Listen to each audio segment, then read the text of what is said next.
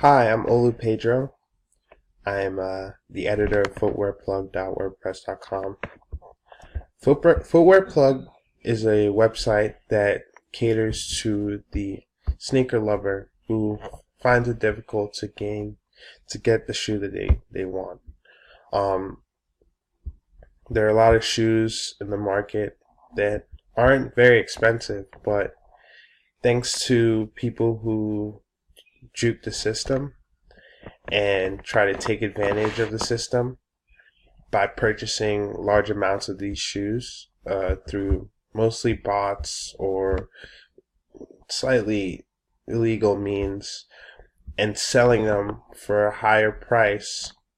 It makes it very difficult for these sneaker lovers to get what they want.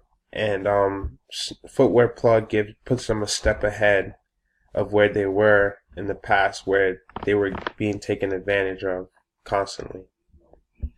In this screencast, I will talk about two shoes that are extremely popular in the sneaker world and how people have used their popularity to make it very difficult for the average sneaker lover to purchase these shoes at a reasonable price. These shoes were both sold at reasonable prices, and I'll show you the resale prices and how much more expensive they are, and why that is, and how Footwear Plug plans on tackling that. So the first shoe I will show you is the Yeezy Boost 350. This is the shoe designed by Kanye West, and it has had many different releases, many different colorways since its inception in 2015. These shoes range from about $200 to $220 in retail price when they're released. According to GQ, each pair of Yeezys has been produced a run of 40,000 pairs. And when this article was written, there had been 7 different styles, which means there had been 280,000 Yeezys that existed. By now, there are about 12 to 15 different styles, meaning there are about almost 500,000 Yeezys that are out there in the world.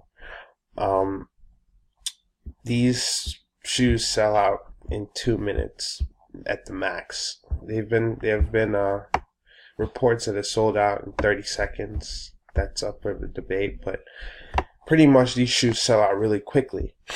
The problem is that they sell out in large amounts to a small number of people.